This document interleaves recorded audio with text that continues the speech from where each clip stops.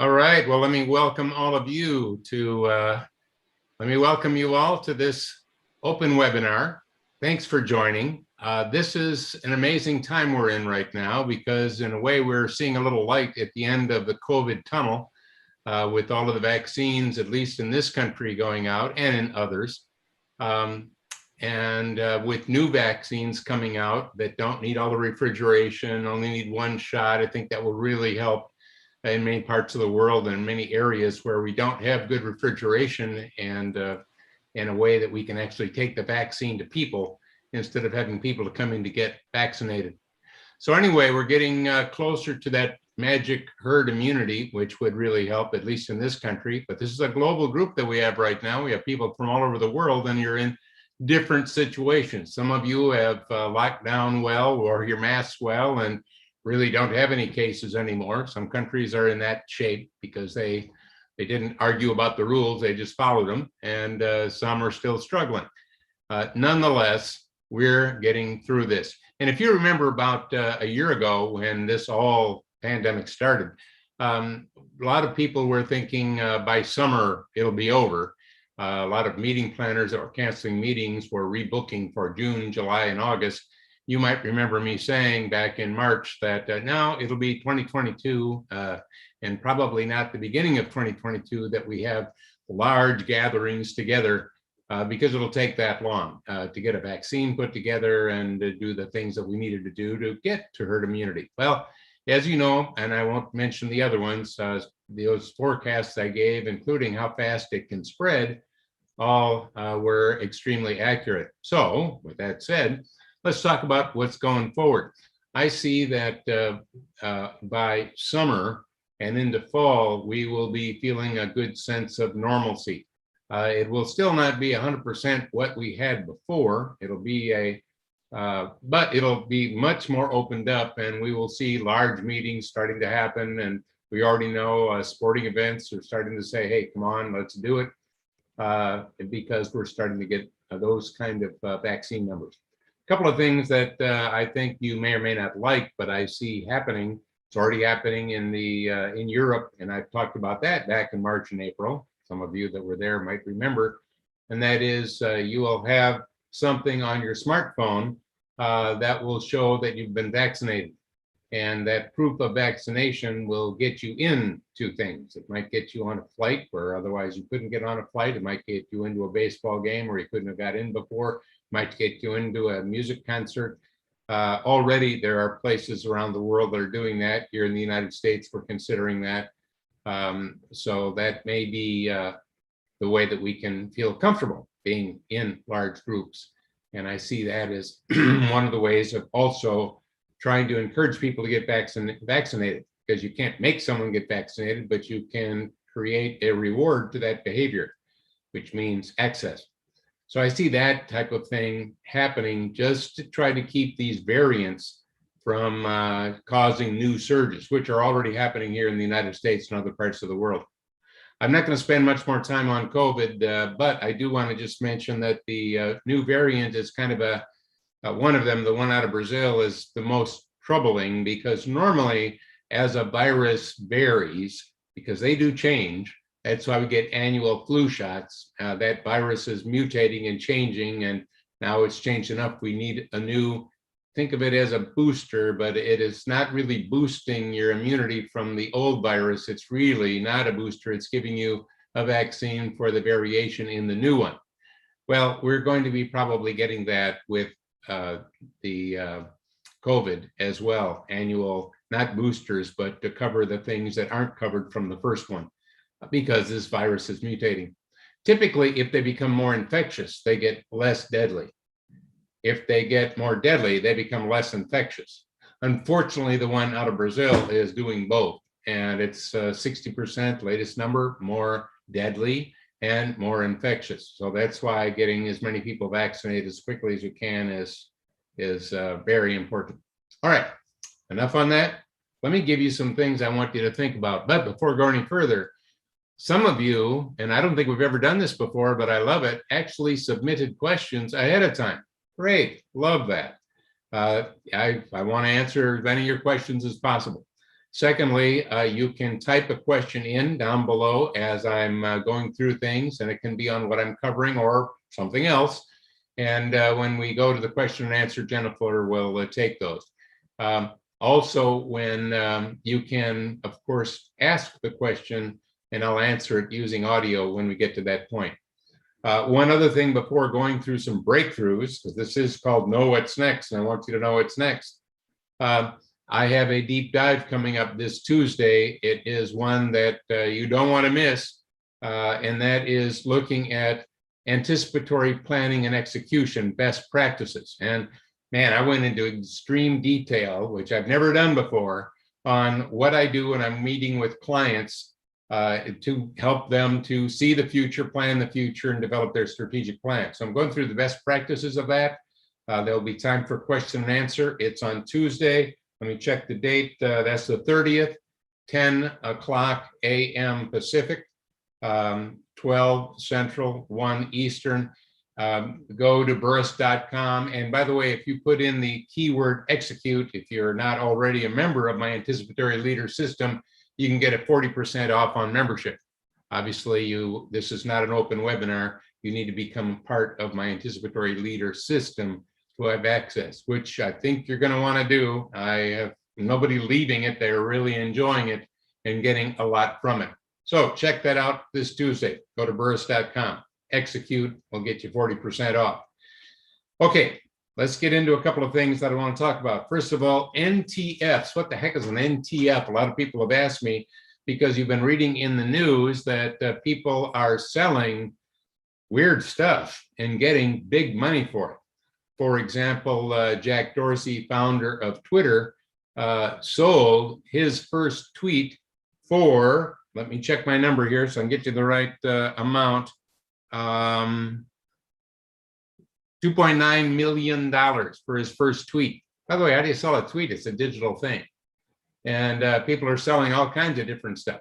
So an NTF, let's tell you what it is, first of all. An NTF exists on the blockchain, and it is called a non-fungible token. Now, fungible means different copies of it are all identical. So a $100 bill, well, they're all worth $100, all right? But a house is not the same. That is a fungible. In other words, those are different. There are a lot of things that are different, and there are a lot of things that are the same. Well, this is one of those things that is different in that it is usually the first. If it's a picture, it is the first digital picture, and it's certified. So what you're buying is the certification of it being the first or the original digital version, and you're buying the property rights on that blockchain. So that's what people are buying. Now, is this going to continue to get big? Well, I think it will continue. It's a hard trend. It's out there. If it can be done, it will be done. But how big it will get, that's another story. I think it's a fun and interesting thing now, and a lot of people are spending a lot of money on it.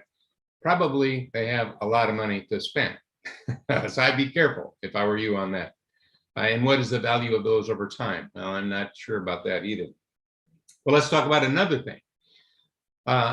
Digital currency.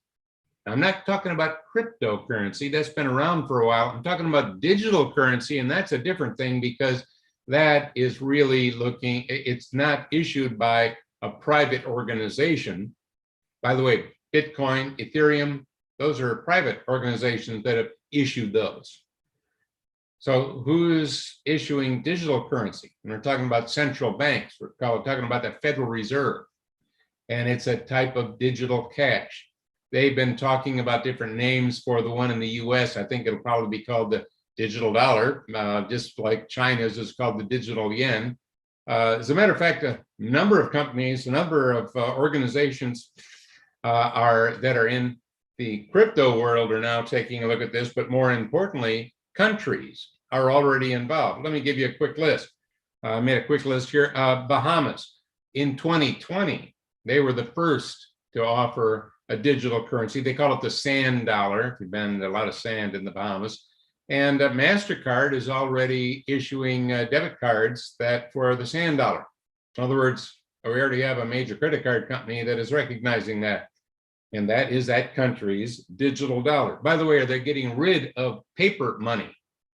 No, not at all. Remember the concept that I've taught you over the times you've been with me, and that is the both and concept, which says it's not either, the future is not this or that, it's this and that.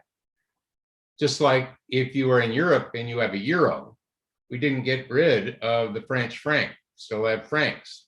You still have the other monetary monies for the different countries, but the euro is universally accepted by all of them without having to do conversion. So that kind of makes sense. By the way, the EU, what are they doing? They're looking at a digital euro. Probably will happen. Let's take a look at a couple of others. Brazil, they're launching their digital real in 2022, next year. China, they already have the digital yen, and they're doing it experimentally in major cities. By the way, their major cities are really big compared to here in the United States or in Europe, really big. And by next year, they're going, full scale with that digital yen. Russia's doing it this year. Sweden is doing the e-krona on 2022 next year. In other words, hey, it's happening. So why is there interest by the Federal Reserve here in the United States? And I would say the biggest interest, and it's by some of the big players, is the fact that there are a lot of people in this country, just like there's a lot of people in other countries, that don't make enough money to have a banking account, to have a checking account, to have a savings account, even have a credit card. A lot of people. We're talking about waiters, waitresses. We're talking about workers that are out picking the crops. We're talking about bus drivers and others. Talking about people that are making money, but they're not really qualifying to be in the system, the financial system that we have today. So this allows a new way for them to actually participate. What I think will happen, and now I'm giving my advice to the Federal Reserve, because this is very disruptive. That's why I'm mentioning it. Very disruptive. Who is it disrupting? Banks. A bank is a middle person. You don't need a middle person if we do that. Kind of like with blockchain, you eliminate the middleman. Well, this is a type of blockchain thing where you don't need the middleman. So we've got payment processors. Hey, they're not going to be happy with this. Their credit card companies are not going to be happy with this. There's a lot of late fees a lot of people make that are middlemen. There won't be any late fees anymore. It's all done instantaneously. So this is very disruptive. So to eliminate as much disruption as possible and gradually phase it in, my advice would be to, first of all, issue it for people that are in a certain low income bracket that can't get into the normal system. They're the ones that can use it. And how do we know if they're the only ones using it? I think we should issue it on a smart card. Our credit cards today are not smart. They've got a chip, but they're not really a smart card. We could create a very inexpensive smart card, get it to them. It would work with either a fingerprint ID, so we know that it's them using it, not somebody else. So if you lose your card, you haven't lost your money. And that is a way that we could electronically issue you money. All right, so as you get paid, you would be paid in that way. All right, also help lower theft. I see that as a good way that we could probably do that. Let me give you a couple of other things to just highlight. I wrote down a few here, that's why I'm looking down. One of them is the e-nose. Whoa, the e-nose is really fantastic because it's a sensor that can detect when fish or meat is bad. I could see a huge commercial use for it. And of course, using it in supermarkets and using it in the supply chain would be big, but hey, I wouldn't mind having one of those either for my home. I don't think you'd mind one either. So I think we're going to see the e-nose spreading quite a bit. You could probably easily put the e-nose in a smartphone. Look for that. Another one is in Utah, their Austin School of Engineering, they come out with a new type of soil that can water itself. It gets moisture out of the air, so it doesn't need irrigation. Well, that could be a big one. A couple of other big ones, of course, Elon Musk moved to Texas He was tired of problems that he was having in California, so he moved his operation to Texas, right as, of course, they're the only state that is not part of the national power grid, and that storm took out their statewide power grid and no power. So here's a guy moving his operations there. And so what did he do? He made a gigantic battery. This giant battery is for the Texas power grid, and it stores enough energy to take care of 20,000 homes. By the way, there'll be more of those kind of big batteries. Yeah. Can it be used for more than just Texas? Well, yeah. Musk is an entrepreneur, so he's saying we could do this for a lot of places. Matter of fact, here in California, our local power company has been, and in other areas of California, not just here in San Diego, you can basically get solar for your roof for free. And now they're including Tesla battery backup. So in other words, if it's not windy, which if I had wind, that'd be important. But in the case of solar, if it's not sunny, how do I get my power? Well, you've got storage. So that's taking place already. A couple of other interesting things. SpaceX is doing really great on getting their internet connected around the world, because there's so many people in this country and others that don't have access to the internet. And all of those satellites they're putting up there is creating a way for people to get internet access. And people are really liking it. Is that going to be, again, replacing our normal way of getting the internet? Again, think both and, don't think either this or that, and you'll start to see the future. But we're going to have another billion people hooked up soon. Well, when you hook up a billion people, you have new opportunities. Are you thinking about those? As I talk about all of these, think about opportunities. How about Cook, CEO of Apple? They've done quite well with the iPhone. That helped them to become $1 trillion company. And of course, the other devices that spin off of that, like their tablets and so on. Well, and when they have a quarterly report, we're talking billions of dollars that they're making. So what did he say recently? The next big thing is bigger than the others. And if you've been following me and or if you've heard me speak over the years, for about the last 10 years, I've been predicting what that big thing will be. And I've said they're waiting for the 3 digital accelerators. And those of you that have taken my learning system understand what that is or read my book, processing power, bandwidth, digital storage.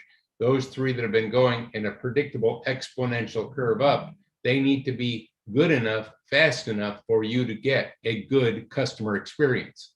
They're finally getting good enough, fast enough to launch the augmented reality glasses. That's the next big thing.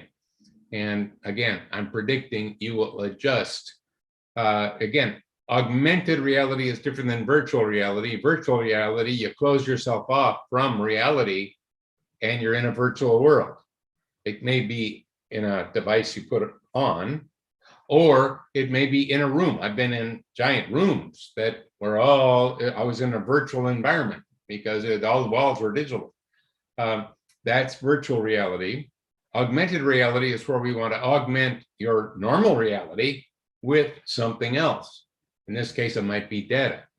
It might be information that's coming in real time. So this will be your rheostat, no data, full data. Instead of the glasses being clunky glasses like the first Google glasses, they will be looking more like my glasses. And they could be different shapes, different sizes. They'll be just like the Apple Watch has a whole bunch of different things that you can buy with different wristbands. Well, there'll be different things that you can get with this, and it'll be able to connect to your smartphone as well, just like your watch can connect to it as well. That I think we will see coming out. I'm thinking next year, maybe this year, but I'm thinking next year if I look at processing power, digital storage, and bandwidth. So what's the opportunity? Remember, I want you thinking opportunity when you hear me talking about what's next and all these innovations. The opportunity is, well, I don't have to, as an entrepreneur, make the glasses. By the way, will Samsung be making theirs? Kind of easy to predict the future if you think about it. Of course they will, and so will others. So what do they need? Well, what's it going to work on? What's the software? What are they going to display? You know, I give a lot of speeches. I do regular tangible speeches, and we'll be doing more of those as we have more vaccinations and we get more and more bigger meetings. But I've been doing a lot of virtual speeches, as I'm doing here, although this is an open seminar, not a keynote. So this is more informal. But I've been predicting for years in physical tangible meetings with augmented glasses. I could just do a little of this and I would know the names of everybody. That'd be useful, especially if I'm running a seminar or doing a planning meeting with a smaller group. Now, who's going to make that? Will that happen? Yeah, of course it will happen, because if it can be done, it will be done when it comes to technology. And if I don't do it, someone else will. Now, I'm not going to do that. Maybe you should. There's so many opportunities just around that alone, or some of the other things that I mentioned. All right, before we get to question and answer, remember, if you've got questions, type them in there. I'd love to have time with you and answer them. We'll get to those in a few minutes. Also, don't forget the deep dive coming up on next Tuesday. Register for that. Go to burrus.com. All right, a couple of others that I jotted down so that I could. Now let's talk about Clearview and Facebook. They have been scraping the internet. Facebook has been scraping Facebook, but then they've gone bigger now into the internet. And what are they scraping? They're scraping all of the digital images of us that exist. They also are doing some scraping of video as well. There's a lot of video out there. And then they're taking all of those images, and then of course they can use their AI and process and so on. And then they can sell services, identification services to companies. Now they can sell them to police departments. They can sell them to, and that just caused police departments to go, whoa, because of what they were able to do thanks to that kind of data. Obviously, there's some privacy issues, as there's an upside and a downside to all of this stuff. And that's why looking at the digital ethics is going to be really powerful. And a new field of study is digital ethics, and how companies can balance the line between what they, not just what they could do, but what they should do in a positive way for society versus what they could do that could be negative for us and society. So digital ethics, another big one. Okay, what else did I want to share? Oh, hey, let's talk about lemonade. All right, not the drinking kind of lemonade, a different kind of lemonade. And this is a company is called Lemonade, and they are disrupting the insurance business. It's a digital-only platform. It can exist on your smartphone as well. What's disruptive about it? Well, a renter can get insurance for $5 a month. Hey, I'd call that disruptive. How about a homeowner? $25 a month. Whoa, I'd call that disruptive. Happening right now. Takes one of their things that they put as a benchmark is it takes 90 seconds to get insured. Oh, 90 seconds, not bad. How long, if you have a claim, does it take when you make your claim to get paid? Their time, 3 minutes to get paid. 3 minutes. Whoa, I call this kind of disruptive. So check out Lemonade. By the way, the Public Benefit Corporation has accepted all of this. Major carriers have accepted it. Wells Fargo is accepting it for home loans. Whoa. Actually, let's talk about disruption for a minute. We're at the base of a mountain of massive disruption. Now, the disruption is going to happen. Whether you will be disrupted by the disruption is a soft trend. Because if you really get good at hard trends and you can see disruptions before they disrupt, you and your organization don't have to be disrupted. As a matter of fact, you can use that to your advantage and become the disruptor. I call it becoming a positive disruptor, creating the transformational changes that need to happen to increase relevancy, to increase sales, to increase your growth. So disruption, oh yeah, industries will get disrupted, but does your company? No. Matter of fact, you could be the positive disruptor rather than by default being the disrupted. A lot of disruption coming our way. Let's see, what other ones? Crispr. Oh, yeah, that's another one. Now, Crispr is in the genetics area. That's been around for a while. It's a way of taking DNA and doing some cuts, some very specific cuts, and then rearranging that DNA. And it's been very powerful, and it's very easy actually to do. So there's a company that is called, let's see, Inscripta. That's it. Had to find it on my sheet. And they've got a way to automate the assembly. It's like an automated assembly line for DNA. So think of Henry Ford making cars. Well, they've got a way to deal with DNA and put it in an automated assembly line fashion. There are definitely things to worry about here. Designer babies, definitely possible. Changing us, oh, definitely possible. Again, there's a good side and a bad side to everything. But what it also represents is a whole new type of energy that we could create from CRISPR, a whole new way to actually new types of food, new types of plants, new types of all kinds of things. Now, again, I talked about ethics here. Now we're into bioethics, which back in the 80s, I said would be a growing field by the time we got into the 2000, 2001 timeframe. Well, hey, here we are. So we'll have to really think those kind of things through.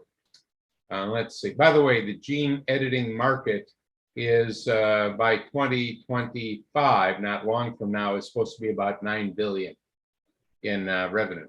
In other words, the predictions are this is going to grow and will be part of our world.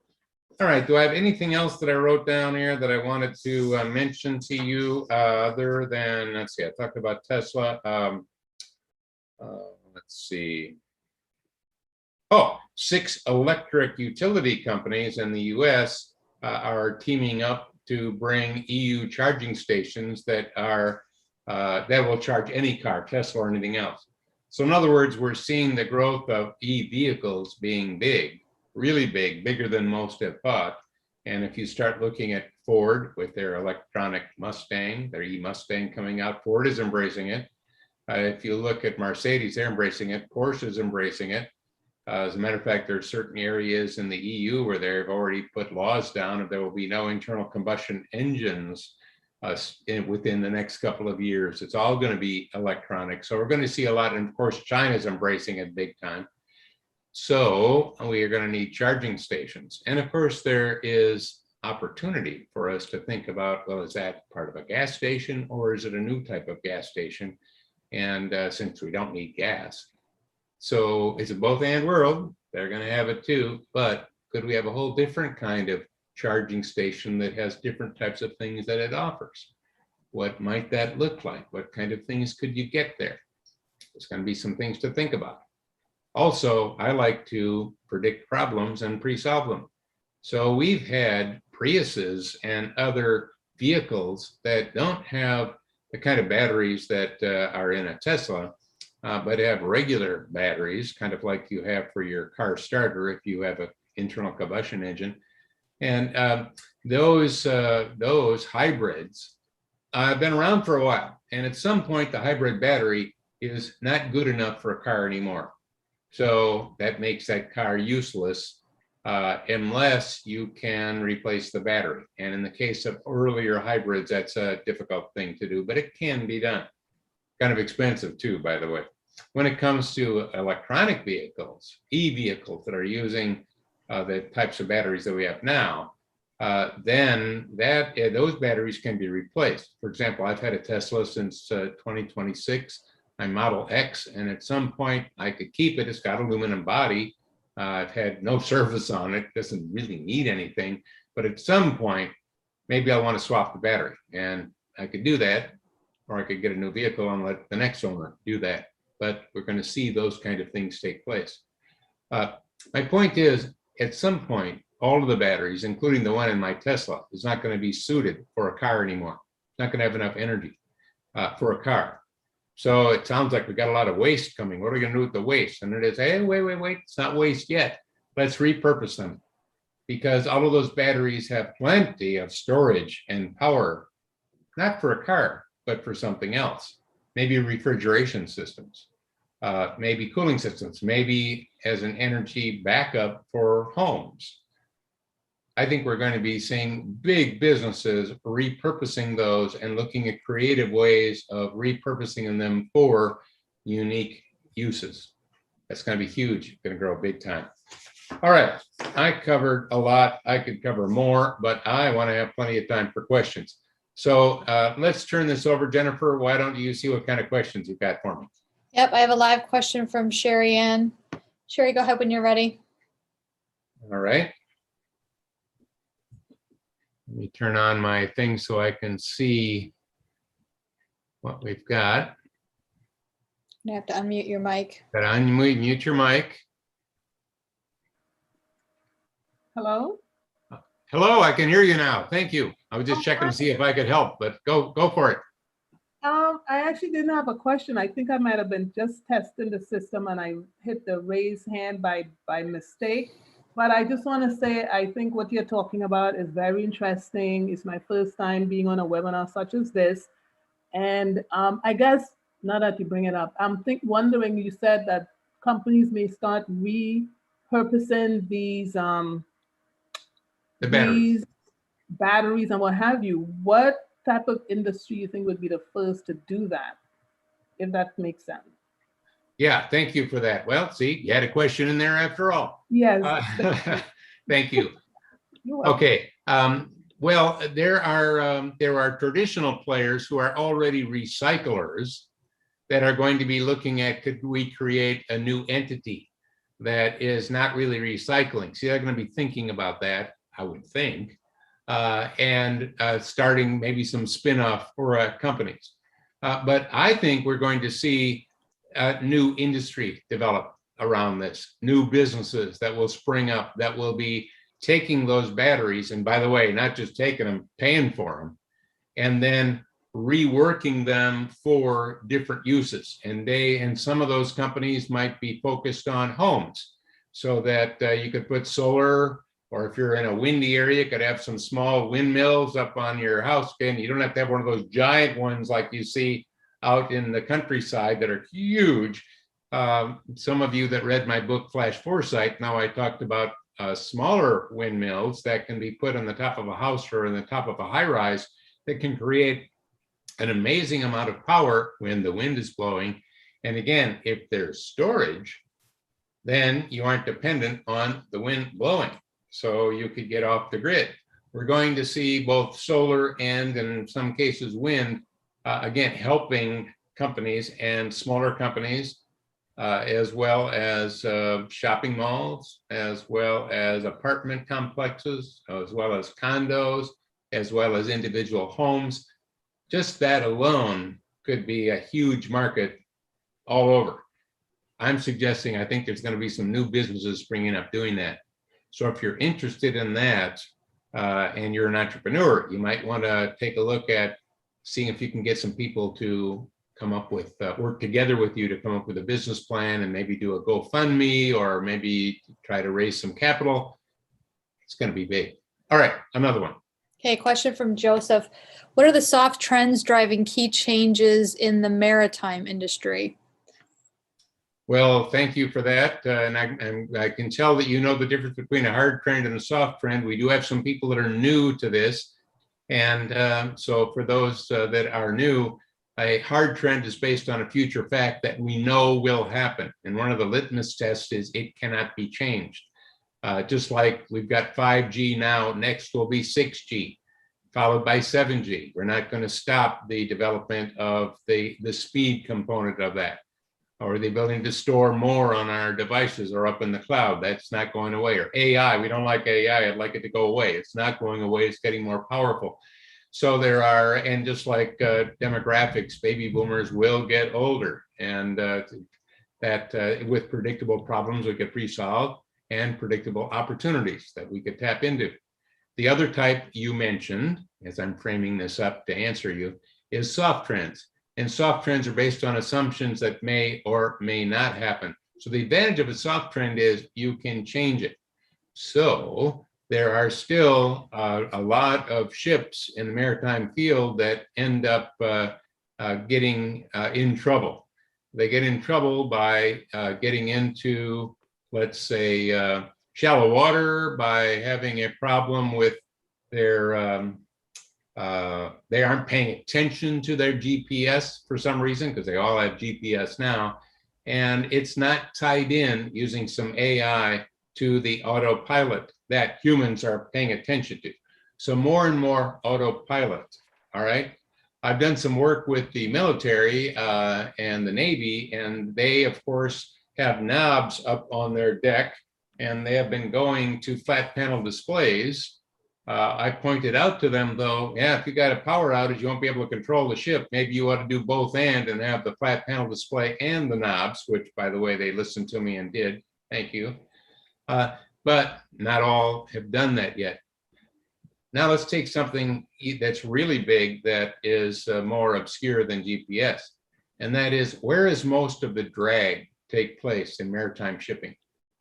In other words, if you didn't have drag, you would get much better fuel efficient, and as we become more and more green, much less energy would be needed to go from point A to point B. Where is the most drag?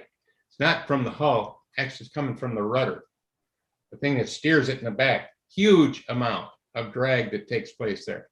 So what if we had an intelligent rudder? One that is, instead of one that is a dumb rudder like we have today. What if it was designed in such a way that instead of being one big giant flat piece, it actually could change shapes, because it was made up of a number of pieces that could be controlled using AI and automation based on the currents and the tides and everything else, so that you could become far more efficient. You could increase your efficiency and decrease your energy load tremendously by smart rudders. Now, so I'm just giving you another one that is huge. I don't want to get into any others right now, but I think we're starting to see some starting to use new types of sails. Remember, you can have a sail that isn't floppy. It can look like a spinning disc that goes up and it spins, and that is your sail.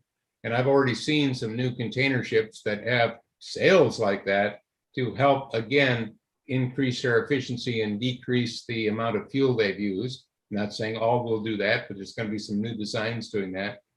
So there's a lot going on in maritime using AI, blockchain, other tools. All right, we could spend a lot of time on that one. Let's get a few more. Okay, question from Jeff. What's after YouTube and video? Augmented reality, virtual reality? Will we watch YouTube in an AR, VR sometime in the near future? Great question, thank you. So the reality is YouTube will either grow and change or die, just like the other ones. And by the way, there will be competitors. Right now they are dominating, but they're only dominating the current format. They will be disrupted. Now, whether they will choose to be the disruptor or let themselves be disrupted, don't know yet, we'll see. But to answer your question, again, the both and concept is so powerful. So will we continue to watch flat videos like we have today?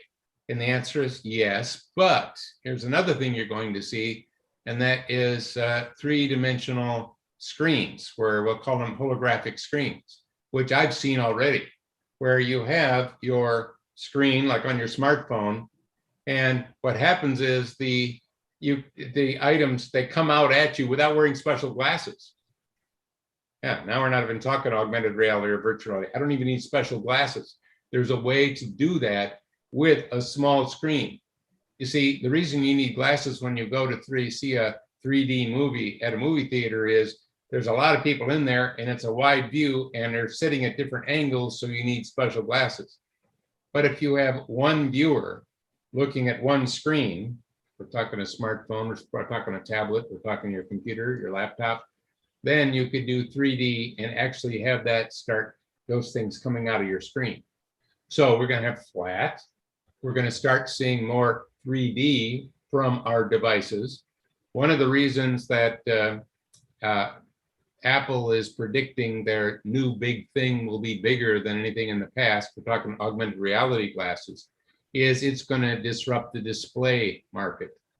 Because if I could watch a YouTube with my glasses and just put it on full view instead of partial view, do I need my laptop? Do I need it at all? Could I do a Zoom and have it all just take place in here, or a team, Microsoft Team, whatever? Yeah, I could do that. Do I need a giant screen when it can look giant right in there? I think you're going to see the whole display world changing and maximizing that. So that's another area that I'm getting into. Now, to be more specific, will we see a lot in AR? Well, as you can imagine, there's a lot of really cool things you can do with AR and VR you can't do with a flat screen. You can't even do with just a 3D screen.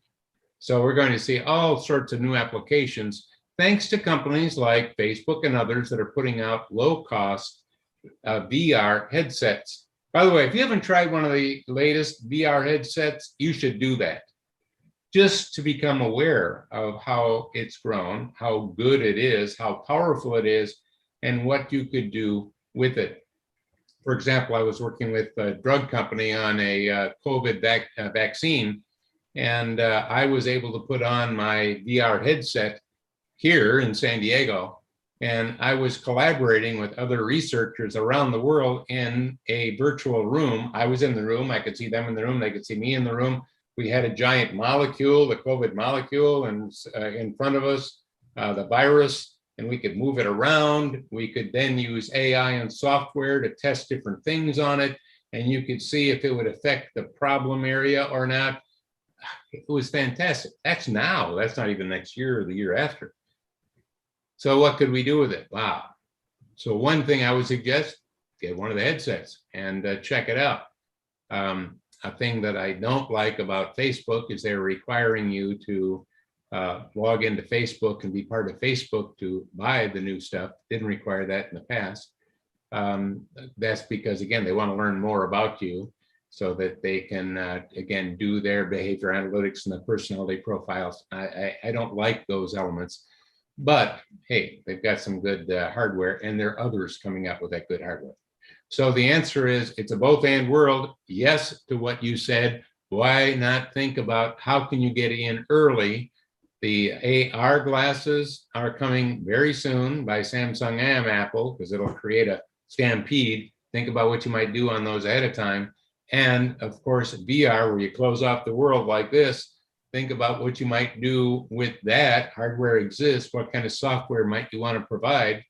And I think you'll see a whole new challenge to the YouTube and the other types of systems. Okay, how about another one? Okay, question from Nick. Would you please go over your comments regarding SpaceX again in a little more detail regarding disruption and trends? Yeah. Well, you know, SpaceX, as a matter of fact, let me just pull up a couple things that SpaceX is doing that I've jotted down, because I predicted you'd ask me that. Actually, I didn't predict you'd ask me that, but I thought somebody might. And first of all, SpaceX is disrupting three key areas. I jotted these down before the call just to get it top of my mind, but I'll read them for you. One of them is space launches. They're offering lower prices to transport things into space than anybody else. That's huge. That's big disruption. By the way, how can they offer a lower price? Because what are they doing? Well, in the past, when you launched a rocket, it didn't come back on a landing pad so that you could reuse it. By the way, that saves a lot of time and a lot of money. So by getting things to come back on the pad and not be lost in the ocean, that cuts costs, so they can be doing and disrupting that whole market tremendously. And by the way, they are going to be growing on that one. So that's huge, very disruptive. Secondly, they're disrupting with satellite internet because they continue to put more and more satellites into space, and these satellites can maneuver themselves. As a matter of fact, when they become old and decrepit, they can even maneuver themselves into a burn-up part of the atmosphere so that we don't have to worry about them, because they're really small. Again, in the past, we had giant satellites, huge. Now they can be small. They can be the size of a baseball. They can be that's why you can launch so many in one launch and make them self-maneuvering and make them intelligent. So they're seeing a lot of disruption there, a lot of getting internet to areas that don't have the internet, but let's predict the future. It's pretty easy to put some real high bandwidth up there as well. As a matter of fact, let me just take a look at something that I jotted down about them. Where is that? SpaceX, here it is. Right now, they've got a beta test. Beta testers are saying in their latest system that it's 90%, 97% faster than US competitors. Now, I think they were talking about internet access from satellites in general. And that was a charge of $99 a month, which gives you access. But I think we're going to see some new competition out there. By the way, another new competitor is 5G. Yeah, 5G is blazingly fast. There's a couple of different versions of 5G. One is blazingly fast, but it doesn't have a wide range. So that you'll find in major cities like here in San Diego, San Francisco, Atlanta. But as you get more out of the city, you won't have those blazing fast speeds. By the way, when I say blazing fast, what do I mean? You don't need your Wi-Fi hookup anymore, which would be disruptive to, of course, the cable network, cable people that are selling you Wi-Fi access. Because, hey, now my cell is faster. I don't have to worry about getting hacked. It's cell, and I can do it all on one system. So that's disruptive. By the way, that will be built out as well. The other type of 5G, by the way, is less on the speed, but it does give you a lot of 5G capabilities. And of course, it has a wider range. So there's a couple different flavors right now. A little bit more on SpaceX. They are, so they're also disrupting telecommunications because they're starting to offer a lower price for now what? Phone. Long ago, we had satellite phones. They were big, giant things. Could this be a satellite phone bypassing the carriers like in the US, AT&T or Sprint or any of the others? So in other words, they've got three major areas that they could be disrupting and will be disrupting. And you'll have to see how their competition can step up to the plate and counter some of the moves they're making. Okay, and by the way, as I said, cellular is starting to do it with 5G to counter some of the things that are happening up in space. Okay, let's see, we've got 10:51. I'm going to take another question. Let me remind you of the deep dive. Go to burrus.com, BURRUS.com. Register for that. You're going to want to catch that this coming Tuesday. That one is not an open webinar like this. You've got to become a member of my Anticipatory Leader system, where you have access to my learning system, where you have access to tools, where you have access to more deep dives. I do one every month, and access to other people that are learning how to become anticipatory leaders. By the way, as you know, I do monthly open webinars like this that you don't have to register, or you have to register for, but there is not a membership involved in that. So keep an eye out for my next one for those of you that are new in there. And if you have subjects you'd like me to delve into in that open webinar, why don't you send those in? I'd like to be serving you in the best way that I can. All right, we have time for, I'll go to the top of the hour. Any more questions, Jennifer? Yes, lots of questions. A question from Alan. All right, wait. You said lots of questions. So if you would submit your questions, and I know the questions are in there, they're already typed in. I'll answer those. I'll send you an email and answer them. Now, it might take me a couple of weeks to do it because I'm a busy guy. I've got a lot of programs. I've got several other actually digital keynote speeches, virtual ones I'm doing later today, but I will answer them. So we'll get a spreadsheet of those. They'll come to me and I'll send you some answers. Okay, go for it. Okay, Alan says, earlier I heard you talk about the digital explosion, how big it is now, and you also said biotech would be huge compared to it. Would you please expand on your comparison and how you see the investment opportunities would lean towards biotech?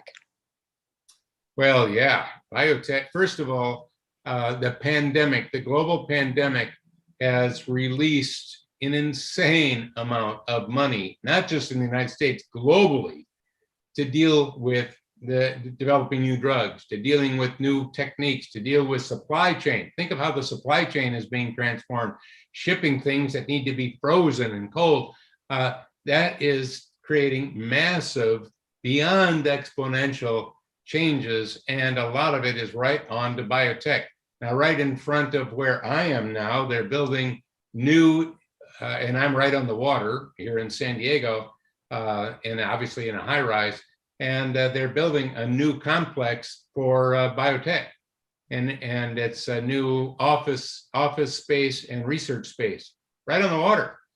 Not cheap water, not inexpensive, but they're going to be doing some big things here. But it's everywhere. It's spreading like crazy. So biotech is huge. Also, if I go back to an early prediction in the late 80s, I said the digital revolution will continue and be big and grow exponentially over time, but the biological revolution will eventually dwarf the digital revolution because of what it can do. And we're getting into that now. So it's not just CRISPR and the ability to do gene editing. It is much bigger than that. It's drug development. Look at how we've developed these the drugs that we're putting out there right now to fight COVID in a whole new way. By the way, that new way has been worked on for 10 years, so it's not that new. It's just, and we had already been developing this technology using RNA, but it was accelerated faster because of the pandemic. So if you wanted, I think you ought to start taking a look at the little bit bigger view of all that's taking place in biotech. We're talking about its impact on water, on energy, on all these things. As a matter of fact, if you have not read my book, Flash Foresight, that was a huge bestseller not that long ago, about 10 years ago, but it's still doing extremely well. I got into biotech and energy and what we can do with a little thing called algae and the miracles that come from that in terms of energy and food and all sorts of innovations. If you haven't checked out Flash Foresight, or you have and it's been a while, revisit that book. You can get it on Amazon if you'd like, or you can, of course, get it from us if you want to go to burrus.com. All right, huge area. Take a look at it. I would be seriously looking at innovations and investment in those areas. All right, we are getting close to the top of the hour. I want to thank you for attending. We are getting out of this pandemic. There is light at the end of the tunnel. Are you planning for that post-pandemic? Are you really looking at how you can take advantage? Remember, we're not going back to the way it was. You can never go back. You can only go forward. And I don't want to go forward to a slight variation of what I had in the back. The back wasn't that good anyway, where we were. I want transformation, not change. I want to make the future much better than it was in the past. I want you to do that too. So have you got plans that elevate your relevance?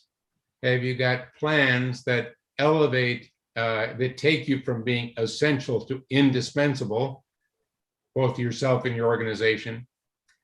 There's a book by Jim Collins called Good to Great. And in the beginning of the book, he said, good is the enemy of great. So what's my take on that? Great is the enemy of extraordinary. Are you an extraordinary individual? Are you an extraordinary professional? Are you an extraordinary mom or dad? Are you an extraordinary brother or sister? Do you have an extraordinary business, or do you just have a great one? Let's make sure you've got an extraordinary one and you're doing extraordinary things. All right, we'll see you again next month. And if you're